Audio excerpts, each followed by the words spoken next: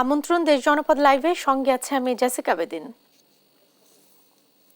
শুরুতেই আন্তর্জাতিক অপরাধ ট্রাইব্যুনাল থেকে সরাসরি যুক্ত হচ্ছেন আমাদের সহকর্মী সাবরিনা মজুমদার। সাবরিনা, জুলাই অভ্যুত্থানে গণহত্যা মামলায় কোন কোন আসামিকে আদালতে তোলা হয়েছে, সবশেষ তথ্য জানাবেন।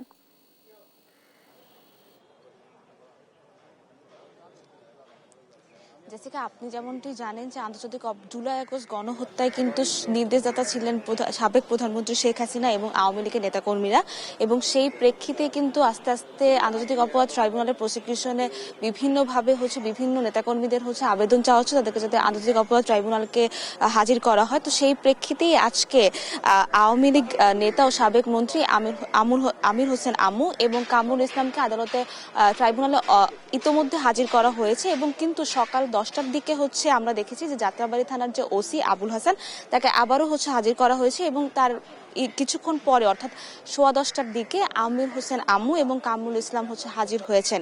এবং এখন যেটি হয়েছে যে একটু পরে শুনানি শুরু হবে এবং ইতোমধ্যে তাদের আইনজীবীরাও কিন্তু ট্রাইব্যুনালে হাজির হয়ে গেছেন। তাদের আইনজীবীদের কথা যদি আমি বলি, যে আমির হোসেন আমুর পক্ষে আইনজীবী নাজমুস সাকিব এবং মাহাদি হাসান, এবং কামরুল ইসলামের পক্ষে মাহমুদুল হোসেন এবং আফতাব মাহমুদ চৌধুরী। আপনি যেমনটি জানেন যে জুলাই আগস্ট গণহত্যায় কিন্তু সাবেক প্রধানমন্ত্রী শেখ হাসিনাই শুধু নির্দেশদাতা হিসেবে ছিলেন না, তার পক্ষে ছিলেন আওয়ামী লীগের নেতাকর্মীরা। এবং আমির হোসেন আমুর ব্যাপারে যদি একটু বলি, সেটি যে তিনি যে মন্ত্রী ছিলেন, তিনি কিন্তু 19 জুলাই গণ অভ্যুত্থানে 19 জুলাই একটি 14 দলের সমন্বয়ক যেহেতু ছিলেন, ওখানে একটি বৈঠক হয়েছিল এবং এরপরই কিন্তু কারফিউ জারির সিদ্ধান্তটা ওখান থেকেই আসে। তো সেই হিসেবে কামরুল ইসলাম এবং আমির হোসেন আমু কিন্তু নির্দেশদাতা হিসেবে ছিলেন। এছাড়া আমরা যদি বলতে চাই যে আন্তর্জাতিক অপরাধ ট্রাইব্যুনালে প্রথম দিকে যে 46 জনের বিরুদ্ধে গ্রেফতারি পরোয়ানা জারি করা হয়েছিল, তাদের মধ্যে এই 2 জন ছিলেন। তো এরই প্রেক্ষিতে এখন তো এই 2 জনকে হাজির করা হয়েছে। তো আরেকজন যিনি যাত্রাবাড়ির থানার ওসি, উনাকে আজকে এর আগেও হাজির করা হয়েছে, আজকে আবারও হাজির করা হয়েছে। তো পরে আমরা জানতে পারবো যে তাকে আবারও যে হাজির করা হয়েছে সেটি কোন প্রেক্ষিতে হাজির করা হয়েছে। তো একটু পরে শুনানি শুরু হবে, তো আমরা জানতে পারবো যে আদালত আসলে এই ব্যাপারে কি বলে, তাদেরকে গ্রেফতারি পরোয়ানা জারি রাখা হয় নাকি কারাগারে পাঠানোর নির্দেশ দেয়। তো এই ছিল এখন পর্যন্ত ট্রাইব্যুনালের সর্বশেষ খবর। জাসিকা। সাবরিনা, ধন্যবাদ আপনাকে। দর্শক, আন্তর্জাতিক অপরাধ ট্রাইব্যুনাল থেকে যুক্ত ছিলেন সহকর্মী সাবরিনা মজুমদার। বরগুনায় শীতকালীন সবজির দাম নাগালের বাইরে থাকলেও মৌলভীবাজারে কমেছে দাম। এ নিয়ে আরো জানাতে সরাসরি যুক্ত হচ্ছেন সহকর্মী রিয়াজ আহমেদ মুসা এবং সালেউল কুটি। আমরা শুরুতেই চলে যাচ্ছি বরগুনায়। মুসা, এই নিয়ে ক্রেতা বিক্রেতাদের প্রতিক্রিয়া কি বলছেন তারা? অসংখ্য ধন্যবাদ। আমি এখন রয়েছি বরগুনা পৌর বাজার এলাকায়। বরগুনায় শীতকালীন সবজির সরবরাহ বেড়েছে, তবুও কিন্তু ক্রেতাদের নাগালের মধ্যে নেই। অনেক সবজির দাম এখনো ক্রেতাদের নাগালের বাইরে রয়েছে এবং শীতকালীন সবজির সরবরাহ একদম প্রচুর পরিমাণ রয়েছে। আমি যদি একটু দাম বলার চেষ্টা করি, এখনো কিন্তু করলা বিক্রি হচ্ছে যে 100 টাকা কেজি ধরে, এবং এখানে 2 থেকে 3টি বাজার রয়েছে। বাজারগুলোর ব্যবধান কিন্তু কেজি প্রতি 10 থেকে 20 টাকা, এবং এই বিষয়ে কিন্তু বারবার ক্রেতারা অভিযোগ করার পরও কিন্তু এ থেকে কোনো সমাধান পাচ্ছে না। আমরা যদি একজন বিক্রেতার সাথে কথা বলার চেষ্টা করি, এবং শীতকালীন সবজির সরবরাহ কেমন দেখছেন এবং দাম কেমন কোন সবজির? না, এখন সবজির দাম অনেক কমছে, বুঝছেন। যেমন ফুলকপি আমরা বেশি এই জায়গায় যাই 40 টাকা কেজি, একটু সদর রোডে একটু দাম বেশি রাখে তারা 50 টাকা 60 টাকা বেচে। যেমন সিমের কেজি 50 টাকা, শশার কেজি 40 টাকা, আনাজ কপির কেজি হলে 50 টাকা, করলার কেজি 100 টাকা, পাতাকপি 40 টাকা, লাল শাক 20 টাকা কেজি, এইরকমের। তারপর কাঁচামরিচ 100 টাকা কেজি, ধন্যপাতা 80 টাকা কেজি। এই বাজারের চেয়ে আমাকেও এই নিচে একটু কাস্টমার কম আসে, তো এই জন্য একটু সদর রোড একটু বেশি। যেমন এই খালাডে জিগাই দেখেন, এখানে কম।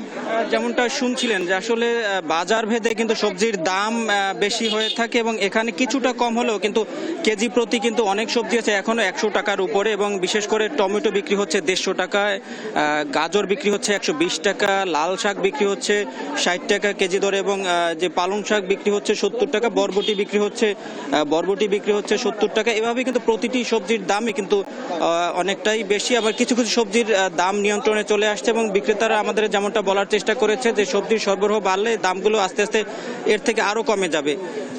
এই ছিল বরগুনা থেকে আমার কাছে সর্বশেষ। আমাদের সহকর্মী সালেউল কুটি রয়েছেন। কুটি, মৌলভীবাজারের শীতকালীন সবজির সরবরাহ কেমন দেখছেন এবং ক্রেতা বিক্রেতারা কি বলছেন আমাদেরকে জানান।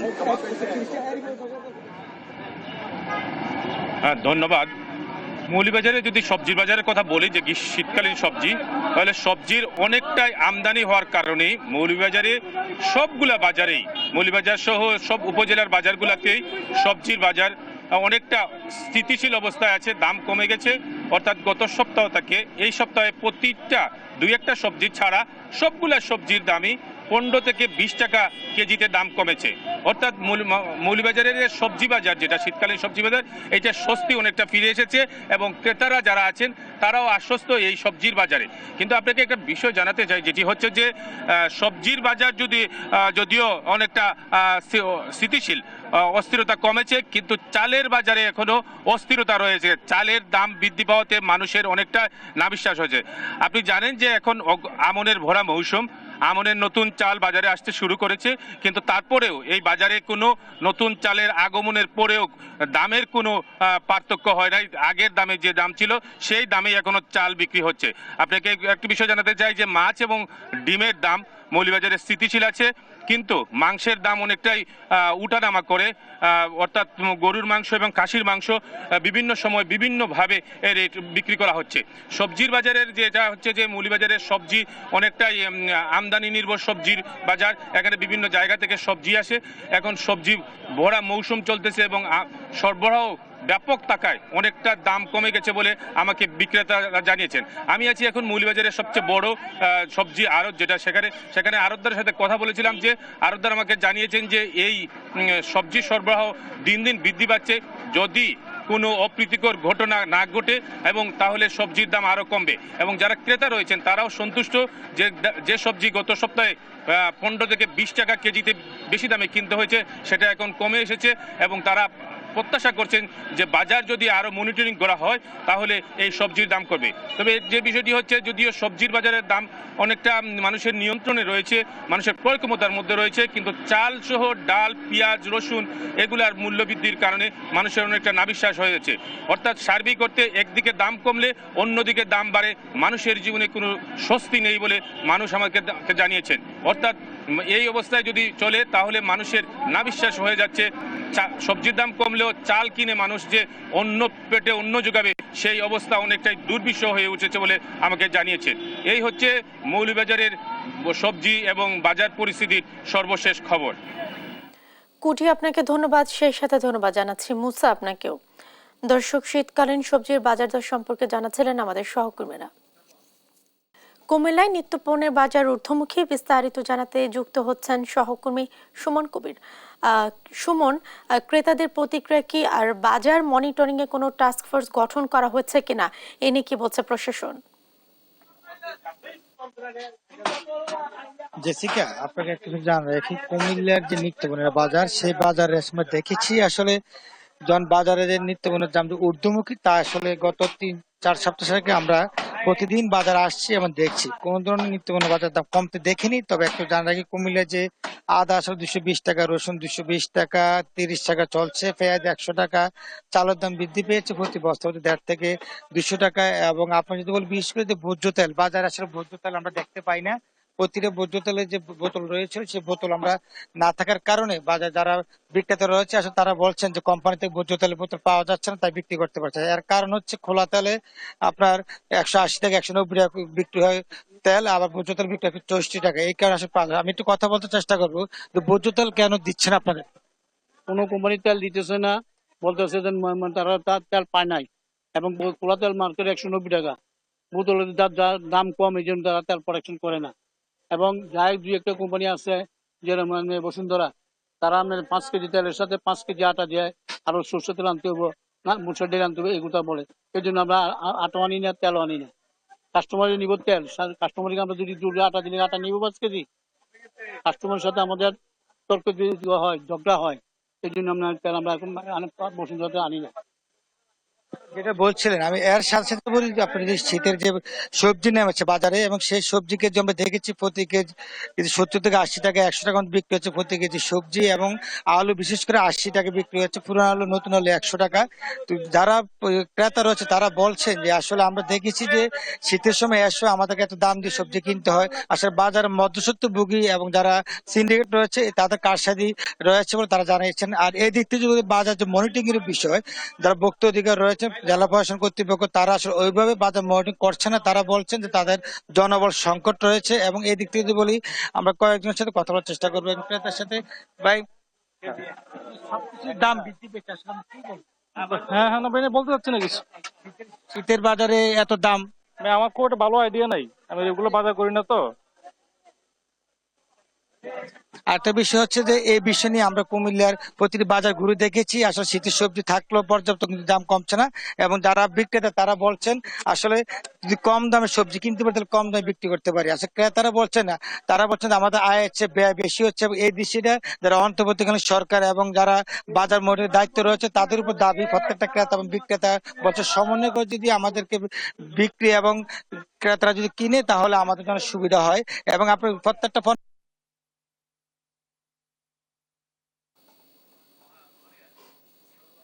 সুমন, আপনাকে ধন্যবাদ। দর্শক, শীতকালীন সবজির বাজার সম্পর্কে জানাচ্ছিলেন আমাদের সহকর্মী সুমন কবির। ময়মনসিংহে কর্মকর্তা কর্মচারীদের কর্মবিরতিতে তৃতীয় দিনের মতো বন্ধ রয়েছে লোকাল ট্রেন চলাচল। এ নিয়ে আরো জানবো সহকর্মী ইলিয়াস আহমেদের কাছ থেকে। ইলিয়াস, তাদের দাবি দাওয়াগুলো কি, আর এজন্য যাত্রীদের কি ধরনের ভোগান্তি পোহাতে হচ্ছে, সার্বিক পরিস্থিতি আমাদের জানাবেন। রেলওয়ে রানিং স্টাফদের দীর্ঘদিনের দাবি ছিল মাইলেজ চালু করা, অর্থাৎ তাদের দীর্ঘ 8 ঘন্টার ডিউটির পর যে তারা অতিরিক্ত সময় ব্যয় করে থাকেন সেই সেই ব্যয়কৃত সময়ের মূল্য পরিশোধের দাবিতে কিন্তু তারা দীর্ঘদিন ধরে আমরা দেখেছি যে আন্দোলন কিন্তু করে আসছেন। অর্থাৎ বিগত সরকার তাদেরকে নানা প্রলোভন দেখিয়ে কিন্তু তাদের মাইলেজ চালু করার প্রতিশ্রুতি দিলেও কিন্তু সেটি কিন্তু এখনো পর্যন্ত বাস্তবায়ন হয়নি। অর্থাৎ যার কারণে কিন্তু তারা গত সোমবার থেকে সারা দেশেই কিন্তু তারা যে কর্মবিরতি সেই কর্মবিরতি কিন্তু তারা পালন করছেন। অর্থাৎ যার কারণে আমরা দেখেছি যে ময়মনসিংহ থেকে কিন্তু 7টি রুটে কিন্তু ট্রেন চলাচল, অর্থাৎ 8টি ট্রেন কিন্তু চলাচল বন্ধ হয়ে আছে, এবং সেই বিষয়টি নিয়ে কিন্তু সাধারণ যাত্রী যারা আছেন তারা কিন্তু ভোগান্তির মধ্যে পড়েছেন এবং তারা ক্ষোভ প্রকাশ করেছেন। তারা বলছেন যে এই লোকাল ট্রেনগুলো চালু না হলে তাদের যে ভোগান্তি সেটি কিন্তু চরম পর্যায়ে পৌঁছে যাবে। ইলিয়াস, আপনাকে ধন্যবাদ। দর্শক, ন্যাশনাল ডিফেন্স কলেজে গ্র্যাজুয়েশন অনুষ্ঠানে কথা বলছেন প্রধান উপদেষ্টা ডক্টর মোহাম্মদ ইউনূস। আমরা এখন সরাসরি চলে যাচ্ছি সেখানে। This is a very special month of December. We all recall with great pride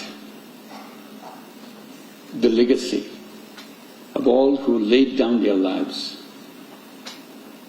during our war of liberation on this particular month.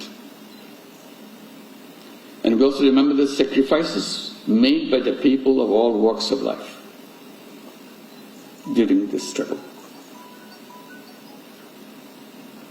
I also pay my tribute to all who sacrificed their lives and got wounded to make July Revolution possible, with a dream to create a new Bangladesh. Dear graduating course members, today is graduation day for the course members of NDC and AFWC, which is definitely a great milestone in their professional careers. A long year of hard work and dedication comes to an end through this beautiful ceremony this morning. But it also puts you aptly in a position to take on greater responsibilities in your respective fields of work and expertise. complex national and international issues and understanding about them now is very much more clearer than before after this graduation. You now are equipped and educated better than before. Unless you can deliver this education, will go in vain. Education should always be an enabler, not just a laurel to display. Distinguished course members, please remember, globally we are at a strategically critical times, and Bangladesh is no exception to that. Ramifications of our actions will have far-reaching consequences in near and far future. We must continue to remain steadfast in our resolve. It's only the people of a nation that can decide on the destiny of their nation. To try, we need to be together more than ever before. Global challenges do not belong to anyone alone, any one nation alone.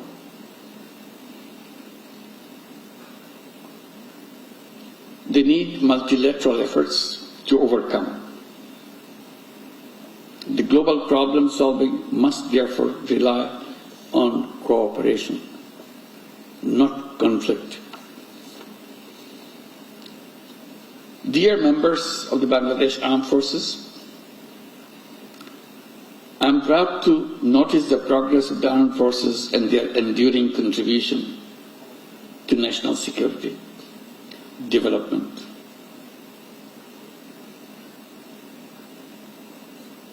And nation-building activities. Your commitment to safeguarding our nation has been exemplary. Bangladesh Armed Forces symbolizes resilience, patriotism, and steadfast dedication to peace. Your continuous efforts during national crises like disasters, political unrest, and pandemics demonstrate your readiness to respond and your unwavering dedication to the well-being of our citizens. In addition, your contributions to global peace to the United Nations is internationally acclaimed. I want to give you a big applause for your role, international role.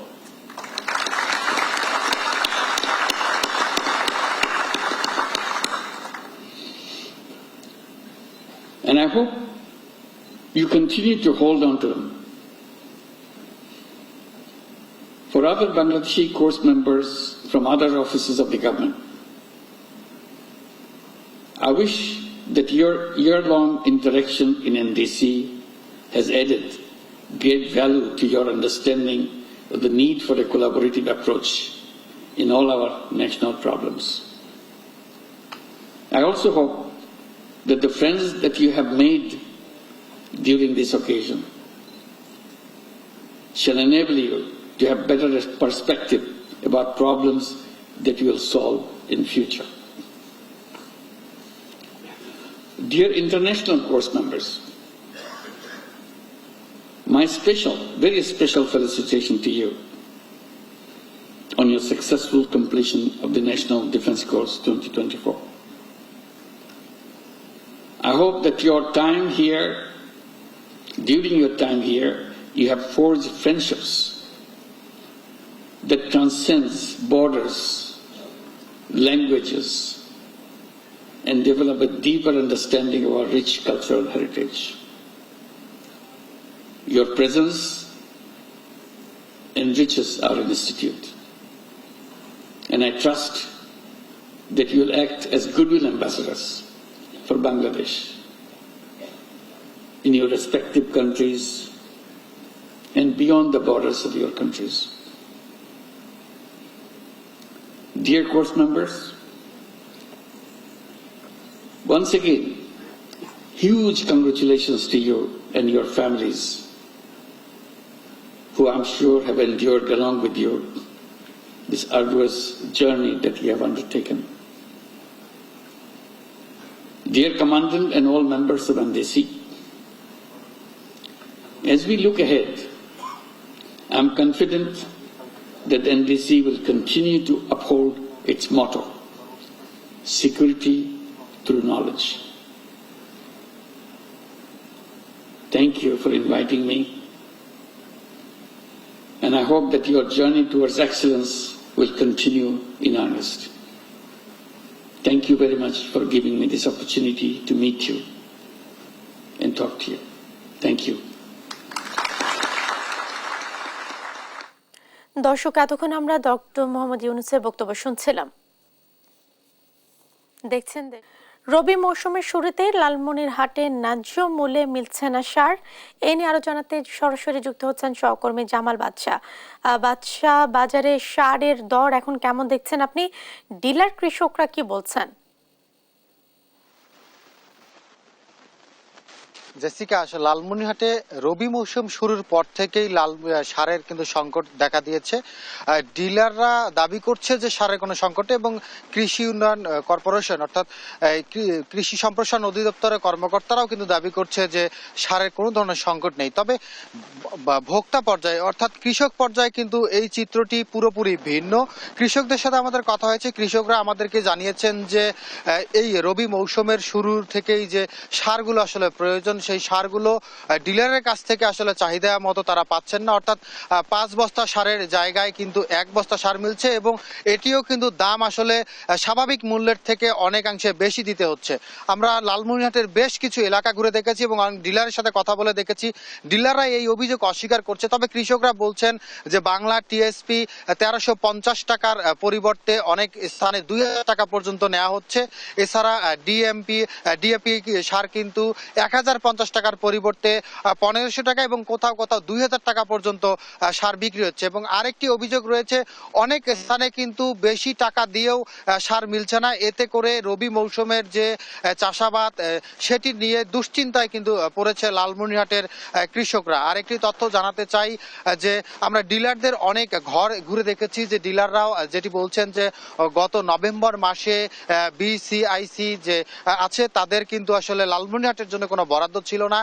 এছাড়া বিএডিসির কিছুটা বরাদ্দ থাকলেও চাহিদা সম্পূর্ণ যে কৃষকরা যে পরিমাণ চাহিদা আসলে সার চাচ্ছেন, সেই পরিমাণ সার কিন্তু আসলে সাপ্লাই না থাকার কারণে তারাও কিছুটা হিমশিম খেয়েছে। তবে শুরুর দিকে কিন্তু কৃষি উন্নয়ন কর্পোরেশন এবং কৃষি সম্প্রসারণ অধিদপ্তর এবং যারা ডিলার রয়েছে তারা যেটি দাবি করেছিল যে সারের কোনো ধরনের সংকট নেই। আমরা লালমনিরহাটের কৃষি সম্প্রসারণ অধিদপ্তরের যে কর্মকর্তা রয়েছে ও পরিচালক, তার সাথে কথা হয়েছে, তিনি যেটি জানিয়েছেন যে সার নিয়ে যদি কোনো অনিয়ম তিনি পান তাহলে ব্যবস্থা নেবেন। তবে বাস্তবতায় হচ্ছে যে প্রান্তিক দোকানগুলো সার বিক্রি করার কোনো ধরনের কাগজ এবং লাইসেন্স না থাকলেও তারা কিন্তু অনায়াসে সার বিক্রি করছে, এবং ডিলাররা কিন্তু এই প্রান্তিক দোকানদারদের কাছে সার বিক্রি করছে। কৃষকদের কাছ থেকে কিন্তু কৃষকদের নিকট কিন্তু সার বিক্রি করলেও কম পরিমাণ করছে।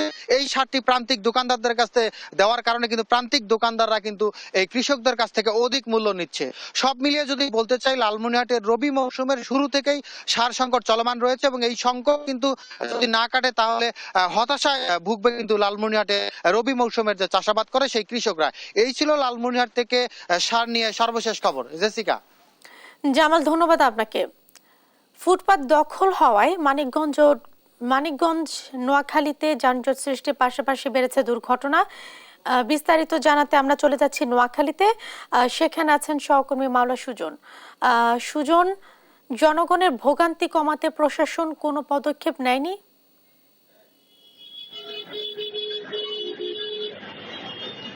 জেসিকা, নোয়াখালীর যদি ফুটপাতের কথা বলতে হয় তো শুরুতে আপনাকে একটি তথ্য জানিয়ে রাখতে চাই যে বিগত সরকারের সময় নোয়াখালীতে 4 লেন প্রকল্প নামে একটি প্রকল্প নেওয়া হয়েছিল। সেই প্রকল্পের যে 4 লেন সড়কের বাস্তবায়ন হয়ে গেছে, আজ প্রায় 1 বছরও বেশি সময় ধরে 4 লেন নির্মাণ হয়ে গেছে। এটির কাজ প্রায় অনেকটা শেষ হয়ে গেছে। তারপরে এরপরে যে সড়ক ও জনপথ বিভাগের একটি প্রকল্প ছিল, যে নোয়াখালী জেলা শহরে যে পরিকল্পিত একটি ফুটপাত নির্মাণের একটি প্রকল্প ছিল, কিন্তু সেটি আজও বাস্তবায়ন না হওয়ায় আসলে জেলাবাসী একটি ভোগান্তির মধ্যে রয়েছে।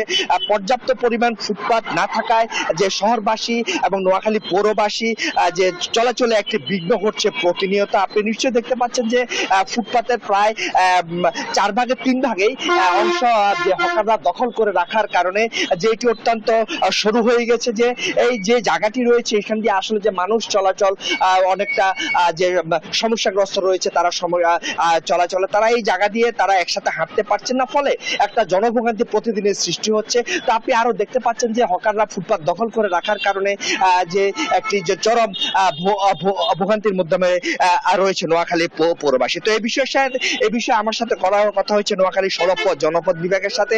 তারা আসলে জানিয়েছেন যে পর্যাপ্ত পরিমাণ বরাদ্দ না আসায় যে আসলে এই ফুটপাত নির্মাণের প্রকল্প এখনো গ্রহণ করা হয়নি বা গ্রহণ করা যাচ্ছে না। তবে তারা সংশ্লিষ্ট ঊর্ধ্বতন কর্তৃপক্ষের কাছে তারা চিঠি দিয়েছেন যে শীঘ্রই যদি ফুটপাতের প্রকল্প যদি গ্রহণ করা না হয় বা যদি বরাদ্দ না আসে, তাহলে আসলে যে পৌরবাসী বা নোয়াখালী জেলাবাসী একটি সংকটের মধ্যে রয়েছে। তা আপনি আরো দেখতে পাচ্ছেন যে ফুটপাত দখল করে রাখার কারণে আসলে যে অবস্থা সৃষ্টি হয়েছে যে এখানে মানুষ চলাচল করতে পারছেন, বিশেষ করে যে নারী, শিশু এবং যে শিক্ষার্থীরা রয়েছে কলেজে, তারা বিশেষ ভোগান্তির মধ্যে রয়েছে। তারা ফুটপাতে দিয়ে হাঁটতে না পেরে তারা রাস্তা দিয়ে হাঁটছে। একই সাথে রাস্তাতে যে বিভিন্ন পার্কিং এর জায়গা, ফুটপাতের জায়গা পার্কিং করে রাখার কারণে একটি শহরে যানজট সৃষ্টি হচ্ছে প্রতিনিয়ত।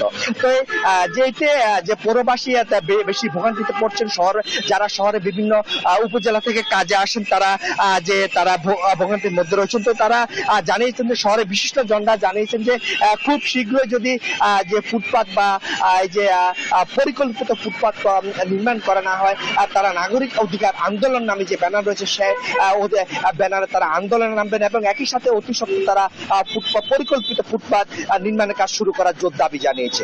এ হচ্ছে নোয়াখালী থেকে আমার কাছে সর্বশেষ। জেসিকা। সুজন, ধন্যবাদ আপনাকে। দর্শক, নোয়াখালী থেকে যুক্ত ছিলেন সহকর্মী মাওলা সুজন। এই ছিল এখনকার দেশ জনপদ লাইভে। পরের বুলেটিন দেখার আমন্ত্রণ রইল। ধন্যবাদ সাথে থাকার জন্য।